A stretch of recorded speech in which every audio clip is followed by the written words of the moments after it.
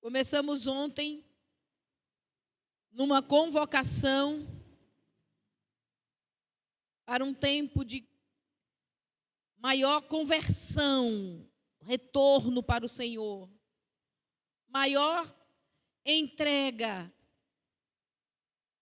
Todos os sábados, durante esses 2 meses, pela manhã, nós não teremos as salas, nós teremos um tempo juntos de oração com arrependimento, com a busca de estarmos mais alinhados com o propósito de Deus.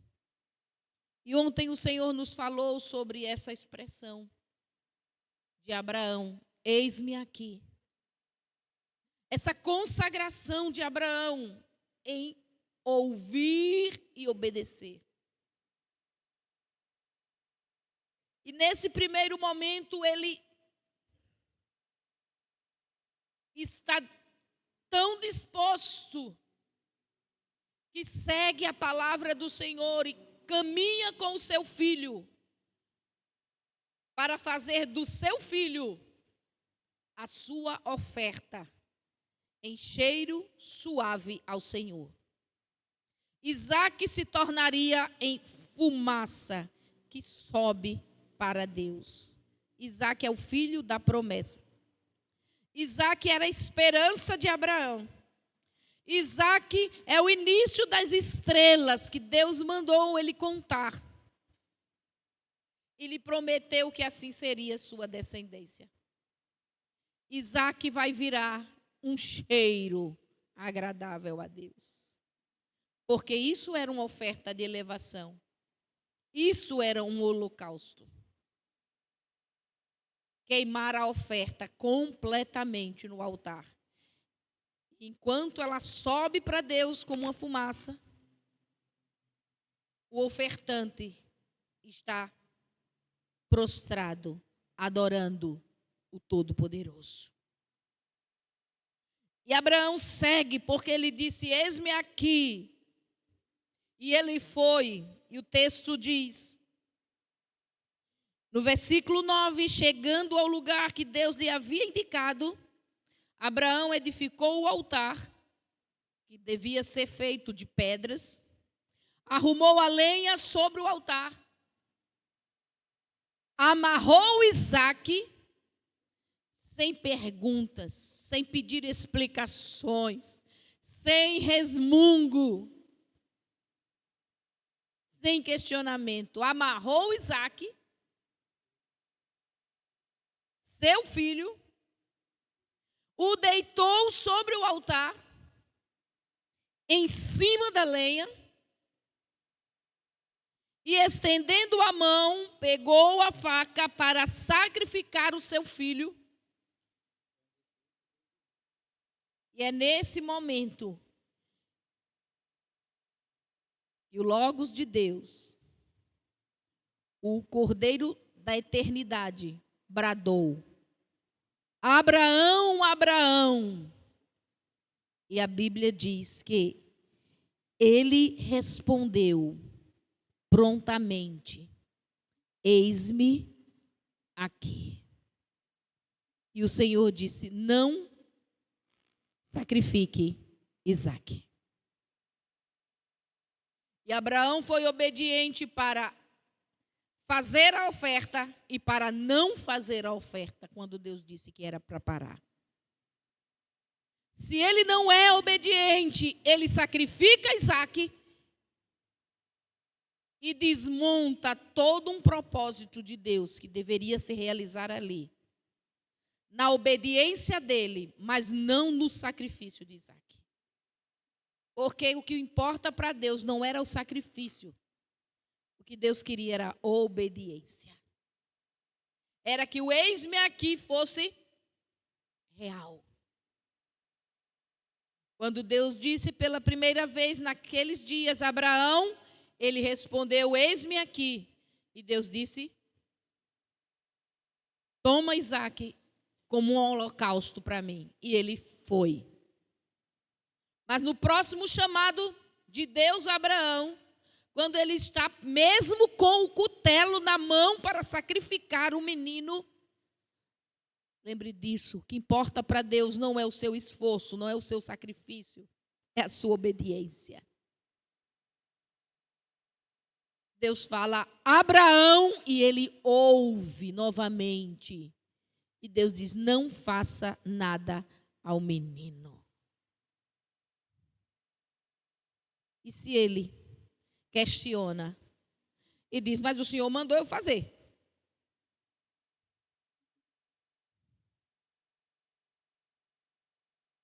Se ele diz: não, pode ser a voz de Deus. A voz de Deus disse que eu fizesse. A voz de Deus vai dizer que não é para fazer?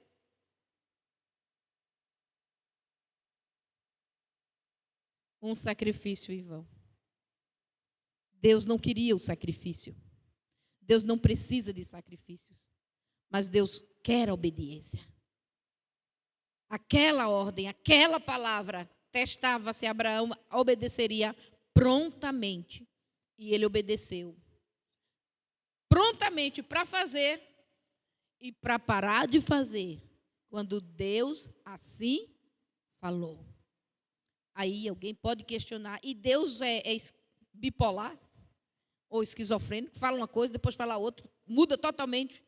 Deus tem um plano, Deus tem um propósito, que não dava para explicar a Abraão. Se explicasse a Abraão, ele não ia agir pela fé.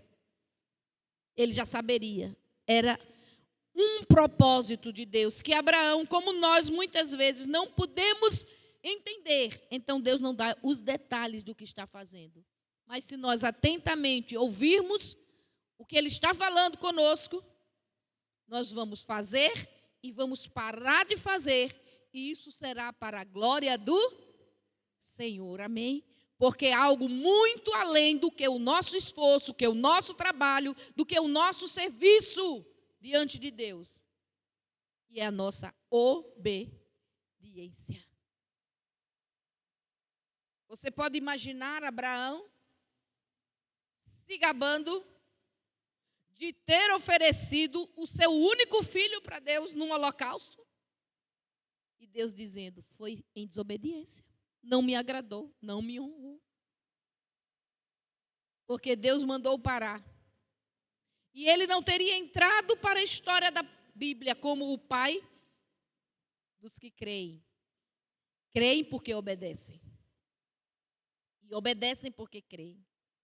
Ele teria sido o pai da teimosia.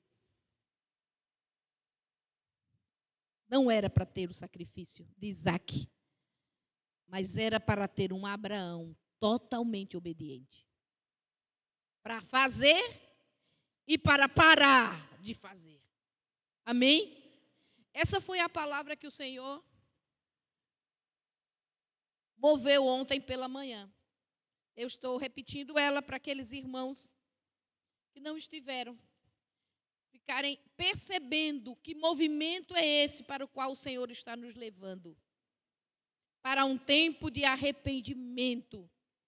Para um tempo em que vamos vasculhar o nosso coração naquelas coisas que deixamos de fazer ou que estamos fazendo e Deus já mandou parar.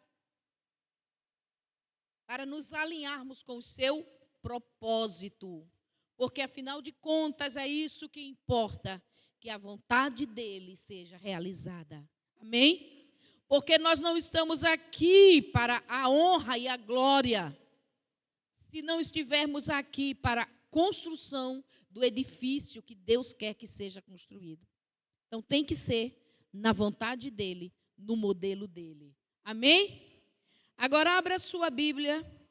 E fica a convocatória, próximo sábado, 9h15 da manhã, nós estamos aqui orando e nesse movimento, diante do Senhor, consagrando as nossas vidas como ministério e também como famílias, em cada nível da nossa vida. Provérbios, no capítulo 3.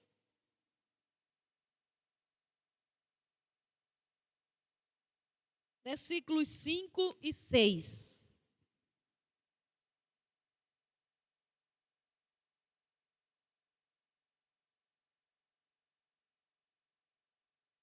Amém? Vamos ler juntos? Confie no Senhor de todo o seu coração e não se apoie no seu próprio entendimento.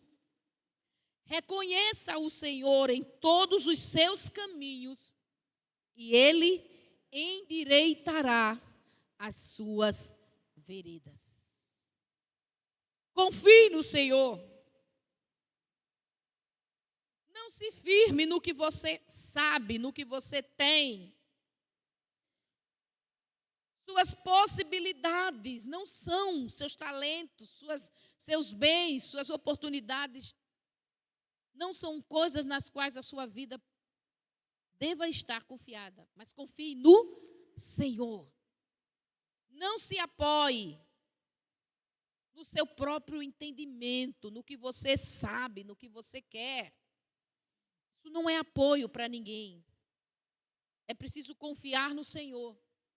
Reconheça a Deus em cada coisa que você vai fazer. Como reconhecer a Deus? É buscar a vontade de Deus. Deus tem que estar em todos os aspectos da nossa vida. Não há um aspecto da nossa vida que não seja espiritual. Tudo precisa ser levado, guiado pelo Espírito. Não existem coisas que são para Deus nos orientar e coisas que são para a nossa mente nos orientar. Reconheça-o, busque a vontade dele em todos os seus caminhos. E o que ele vai poder fazer? Quem leu? Endireitar as suas veredas. Quantas escolhas erradas. Quantos tropeços na nossa vida. Quantas situações que nos fizeram errar o caminho do propósito de Deus. E às vezes nós estamos vendo a tolice que fizemos e a gente pensa, agora eu já fiz. Deus, o nosso Deus é poderoso para endireitar o que você quebrou. Para consertar o que você tirou do prumo. Para realinhar a sua vida. Me perdi, me cansei, fiz errado. Ele endireitará o seu caminho. Amém? Estes são os dias em que nós estamos orando por isso. Que o Senhor endireite os nossos caminhos. Que caminho nosso não está em linha com a vontade de Deus? Esse caminho, que agora pode ser até que você não esteja percebendo. Mas nós estamos pedindo ao Senhor, endireita o meu caminho. Tem algum passo fora? Já estou sofrendo consequências de erros de outras pessoas com as quais eu me juntei, que não deveria ter me juntado. Já estou sofrendo a perda de coisas, porque não fiz o que deveria ter feito na hora do Senhor. E às vezes parece que não tem mais jeito. Errei o caminho e agora não tem retorno. Tem sim. Ele endireitará as suas veredas. Sofremos com nossos erros e sofremos com o erro de pessoas próximas. Às vezes os erros que nos desencaminham de Deus vêm de situações de que autoridades sobre nós determinam caminhos que não eram os de Deus para nós. E a gente não sabe o que fazer. Com leis injustas, com decisões injustas, com ações injustas de perseguição. Mas nós temos a quem recorrer. O Deus que endireita os caminhos. O atalho errado que você pegou e se perdeu. A contramão na qual você entrou, ele endireita. O retorno que você não encontra para voltar tudo de novo. Ele reordena a sua rota. Ele é o Deus que endireitará o caminho desde que você o reconheça. Busque, deseje a vontade de Deus, conhecê-la e executá-la. Amém? Isso é a consagração que nós queremos viver. Amém? Nessa busca por um caminho que agrade a Deus, por um conserto nos nossos caminhos. Abra sua Bíblia em 2 Crônicas.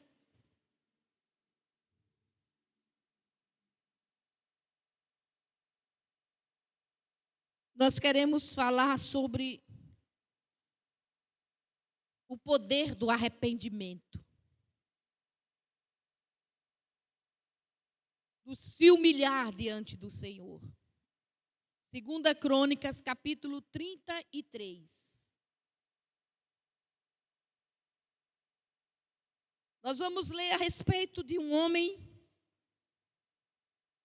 que foi feito rei, ainda menino. Mas é provavelmente o homem que pior fez contra Deus, nos relatos bíblicos. Um homem que errou feio, que saiu da vontade de Deus, do caminho do Senhor, que errou em tudo que estava fazendo. E nessa vida, Deus manifestou misericórdia e graça, porque houve arrependimento. Versículo 1 do capítulo 33. Manassés tinha 12 anos de idade quando começou a reinar. E reinou 55 anos em Jerusalém. E olha o relatório sobre o que foi o reinado de Manassés. Manassés é descendente de Davi. Manassés é rei sobre Judá. Manassés tem diante dele o templo do Senhor e o palácio em Jerusalém. Manassés sabe que todos os reis de Israel deveriam ter para si uma cópia da Torá e lê-la todos os dias para não se desviar da palavra do Senhor. Manassés teve a instrução para seguir honrando ao Deus de seus pais.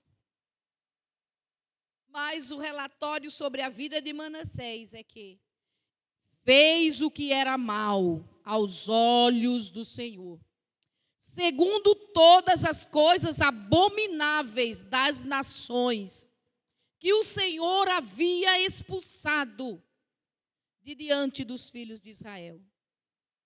Pois reconstruiu os lugares altos de sacrifícios a ídolos, que seu pai havia derrubado.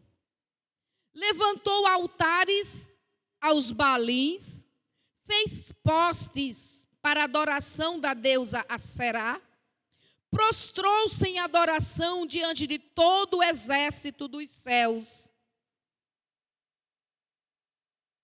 e os serviu. Edificou altares dentro da casa do Senhor, a casa da qual o Senhor tinha dito: em Jerusalém porei o meu nome para sempre. Também edificou altares às estrelas que adorava nos átrios da casa do Senhor. Ele queimou seus filhos em sacrifício no vale de Ben-Rinom. Adivinhava pelas nuvens, era agoreiro, praticava feitiçarias e tratava com médiuns e feiticeiros. Fazia continuamente o que era mal aos olhos do Senhor, para provocá-lo à ira. Também pôs a imagem de escultura do ídolo que tinha feito na casa do Senhor. Versículo 9. E Manassés, de tal modo, levou o povo de Judá e os moradores de Jerusalém a andarem errantes, que fizeram pior do que os cananeus, que o Senhor tinha destruído de diante dos filhos de Israel. Tudo aquilo que o mundo fazia, que era abominação ao Senhor, Manassés fez. Fez e, como rei, trouxe para dentro de Jerusalém. Mas não só da cidade de Deus.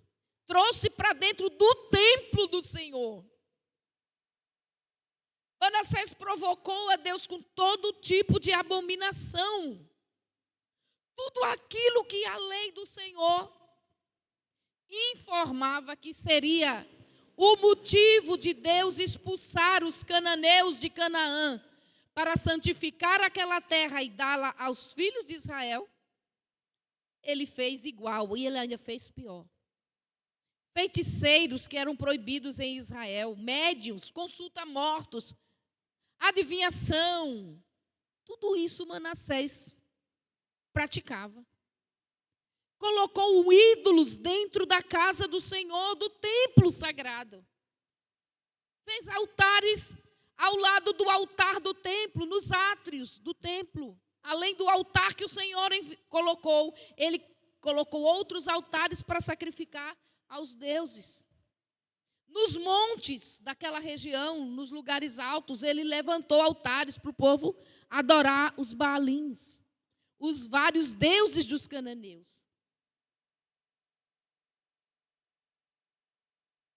Diz o versículo 10, o Senhor falou a Manassés e ao povo, porém não lhe deram ouvidos.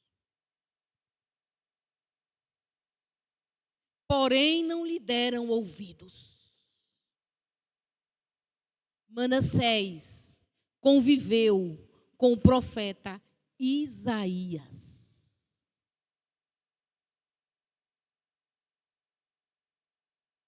Isaías caminhou com o pai de Manassés, levando profecias, dando orientação a ele. E nós sabemos quão profundas eram as profecias de Isaías. E agora que o seu pai falece e Manassés assume o governo, o principado sobre Jerusalém, ele esquece a palavra dos profetas. Ele não dá ouvidos à mensagem do Senhor. Ele nem deu ouvidos à palavra escrita, à instrução que Moisés deixou. Ele começa a fazer um caminho de erro, de erro, de erro, de erro. Ele se distanciou tanto do Senhor. E claro, se ele é o líder do povo, ele levou o povo com ele. O povo foi ficando na mesma frouxidão dele, fazendo a devassidão, todo tipo de coisa errada, a ponto de até mesmo queimar os filhos aos deuses. Olhe que nível de abominação, porque Deus nunca quis um sacrifício do filho de ninguém, só o dele mesmo que ele iria dar. Mesmo de Isaac, não era para ver o sacrifício. Foi só uma prova para Abraão. E lá está Manassés fazendo todas essas abominações como rei, não dando ouvidos à voz do Senhor. Que vereda perversa ele está fazendo. E aonde essa vereda dele, esse caminho errado dele, vai lhe levar. Por isso, versículo 11, o Senhor trouxe sobre eles os comandantes do exército do rei da Síria, que prenderam Manassés com ganchos e amarraram-no com correntes e o levaram para a Babilônia. Sabe o que é prender com um gancho? Os irmãos já viram os touros, aqueles bois enormes, e eles colocam uma argola nas ventas do boi. Do cavalo eles colocam o arreio na boca. No boi eles colocam no focinho. É onde consegue dominar aquele animal pesado. Fizeram isso com Manassés. Botaram uma argola no nariz dele para puxá-lo. Porque se resistir, rasga tudo. É muita dor. Quem já levou uma pancada na cartilagem do nariz sabe que dói. E o amarraram com correntes e saíram puxando ele, como quem puxa um boi pelo nariz. E foi ser assim, torturado na Babilônia. Claro que não levaram só ele, mas principalmente ele. Esse era o caminho que Manassés fez para os pés dele. De tanta abominação, ele atraiu a atenção, ele perdeu a proteção de Deus e ele atraiu a atenção dos seus inimigos. E assim ele foi levado, humilhado, envergonhado para a Babilônia. E como era o costume daqueles dias, muito provavelmente despido. Não era vestido como rei, era rasgadas suas vestes. Mas aí, o cronista diz, no versículo 12, e ele, angustiado, suplicou ao Senhor, seu Deus, e muito se humilhou diante do Deus dos seus pais.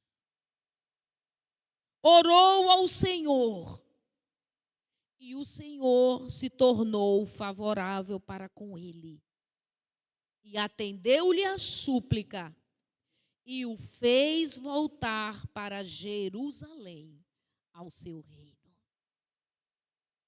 Ele, angustiado, suplicou ao seu Deus. Se humilhou, se arrependeu. Ele entendeu que saiu do caminho do Senhor, que suas escolhas erradas o tinham levado, acorrentado para a Babilônia. Ele entendeu que a perda de tudo que ele estava vivendo e aquela humilhação foi o caminho que ele fez para os pés dele, por ter zombado do Senhor. E ele se humilhou, aí ele se lembrou dos seus antepassados, do caminho de Davi, dos caminhos do seu pai, Ezequiel, rei Ezequias, que tinha trazido uma purificação à terra. E ele foi se humilhar, se arrepender. Angustiado, ele se humilhou muito diante do Senhor. E por causa desse arrependimento de Manassés, como é que nós sabemos que ele estava arrependido? Porque às vezes a gente chora pelo sofrimento. Mas não quer dizer que chorar pelo sofrimento é arrependimento.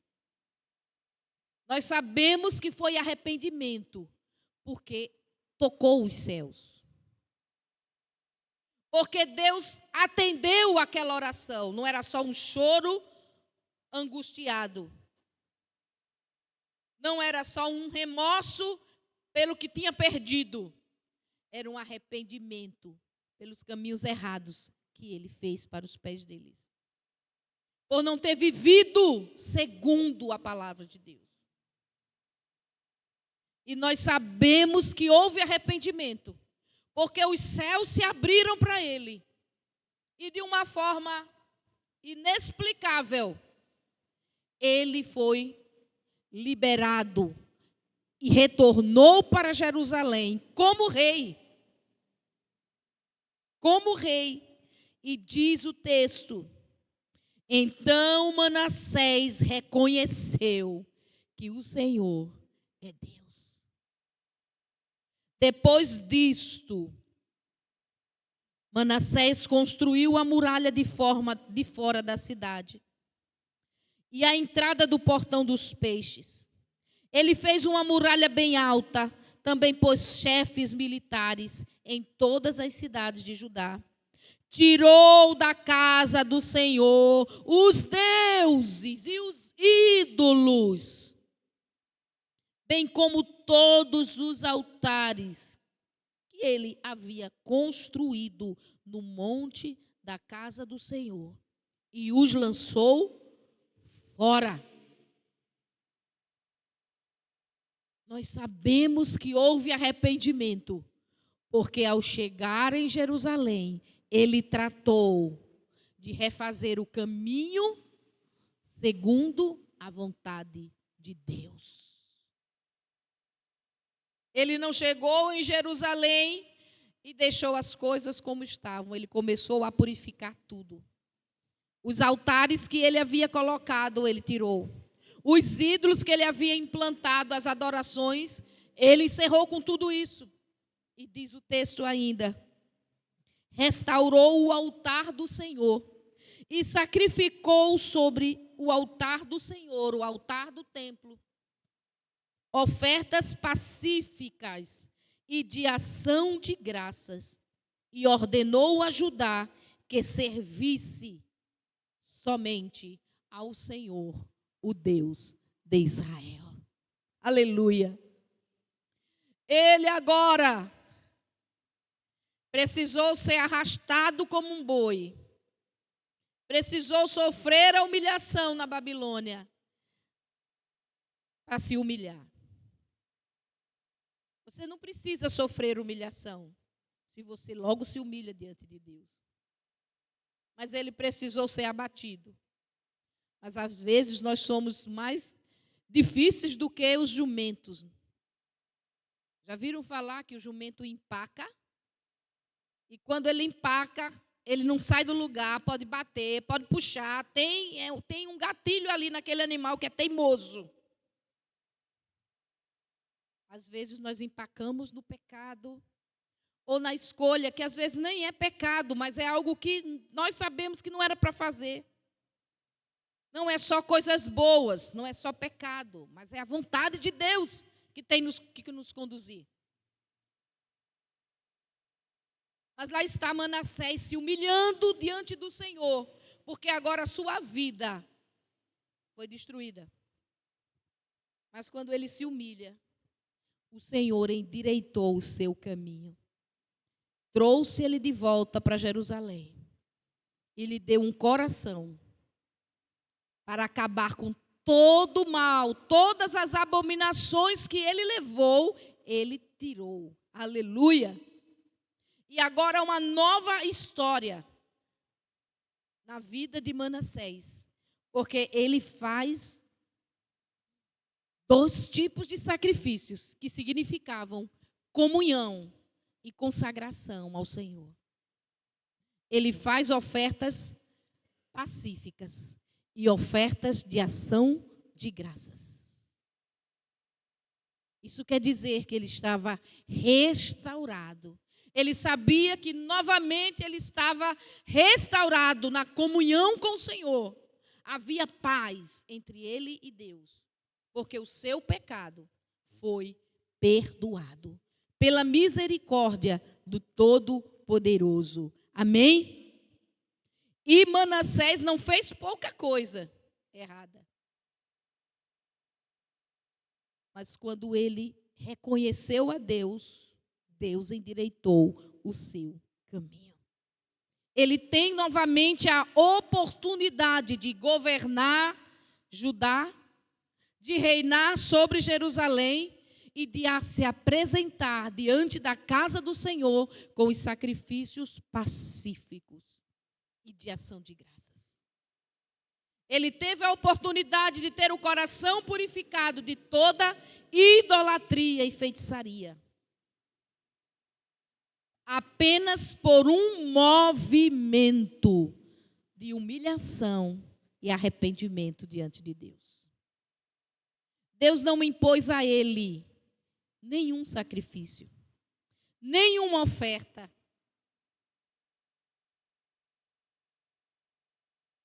Ele se humilhou e a Bíblia diz que na sua angústia ele foi ao Senhor. Às vezes a nossa angústia nos coloca longe do Senhor. Quanto mais a situação fica difícil, o caminho não é o do Senhor, ficamos angustiados e ficamos com raiva do Senhor e se afastamos dele e já não buscamos ao Senhor. Nisso Manassés tinha uma semente do profeta Isaías, que já havia ensinado a Israel ainda que os seus pecados sejam muitos, o Senhor pode limpar e vocês ficarem alvos como a neve. Ele creu e se humilhou. Ele podia ter morrido ali na Babilônia, como um escravo da Babilônia. Mas essa não era a proposta de Deus. Essa não era a bênção de Deus para um filho de Davi. Para um descendente de Davi que tinha promessa de governo. Foi o caminho errado que ele tomou para si, que o levou a essa posição. Assim também para nós, irmãos. Temos as promessas de vida e vida em abundância. Mas precisamos estar atentos às nossas escolhas, às nossas ações, aos caminhos que fazemos para os nossos pés, aos caminhos. Mas se os nossos caminhos nos levaram para longe do propósito de Deus, se os nossos caminhos nos tiraram de conhecer a vontade de Deus, há um movimento de arrependimento que vai libertar-nos de todos os grilhões dos inimigos. Deus é Deus até mesmo sobre o diabo, o inferno e todas as potestades. Ele já triunfou. Então, se Satanás encontrou vantagem para lhe aprisionar, numa situação, numa tristeza, numa vergonha, e você não sabe mais como sair daquilo, porque plantou e está colhendo essa dor terrível, esse momento difícil. Haja um movimento de arrependimento e de humilhação diante do Senhor. Busca o Senhor como fez Manassés. Aleluia. Esse homem tão terrível vai terminar sendo um grande exemplo para as nossas vidas. Na sua angústia se humilhou. E foi chorar e buscar o Senhor em arrependimento. E quando chegou, retornando para Jerusalém, ele foi viver tudo o que ele disse a Deus, que ele viveria para Deus. A Bíblia diz que ele se lembrou do Deus dos seus pais, que ele havia abandonado. Ele se lembrou da promessa de Deus, da palavra de Deus, da ordem de Deus. E ele se volta para Deus. E a sua vida foi restaurada. Aleluia. Quanto de Deus nós temos, às vezes, perdido. Porque desprezamos a palavra do Senhor. E Ele nos avisa, Ele nos mostra, e a gente teimando. Mas ainda assim, irmãos, quando os nossos caminhos não estão bons, porque nós erramos diante do propósito de Deus, se houver um movimento de humildade e arrependimento,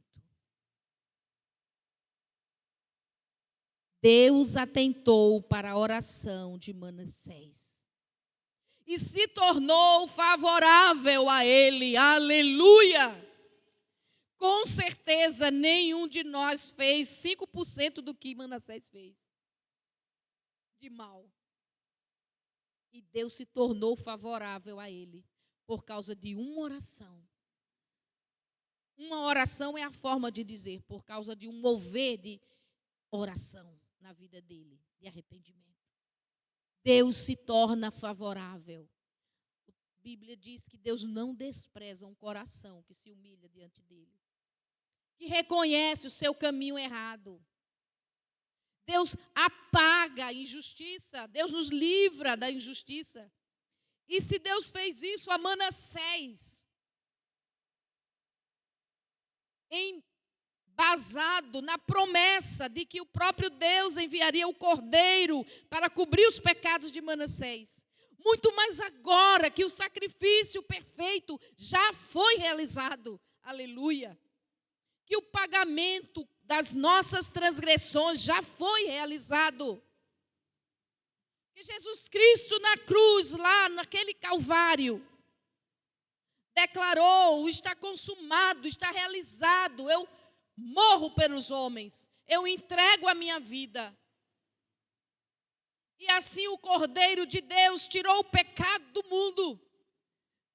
Quanto mais hoje que há essa redenção realizada, não precisamos viver nos nossos erros, irmãos, nem colhendo a nossa iniquidade. Por isso é sempre esse chamado do Evangelho: arrependam-se, humilhe-se diante de Deus, reconheça. Ao invés de ficar reclamando de Deus, por quê? Por que o Senhor? Diga ao Senhor: eu pequei, eu errei, eu não fiz coisas erradas, Senhor, mas eu não fiz a tua vontade, então eu errei. Porque essa é a essência do pecado.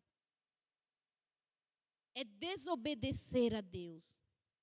Às vezes a gente desobedece a Deus até fazendo coisas boas. Porque Deus diz para a gente não fazer. E por piedade humana a gente quer fazer. Lembra-se de Abraão com o cutelo? Para Abraão. E ele parou prontamente. Nós não podemos ser melhores, mais bondosos do que Deus. Nós só temos que ser obedientes ao Senhor, à sua voz.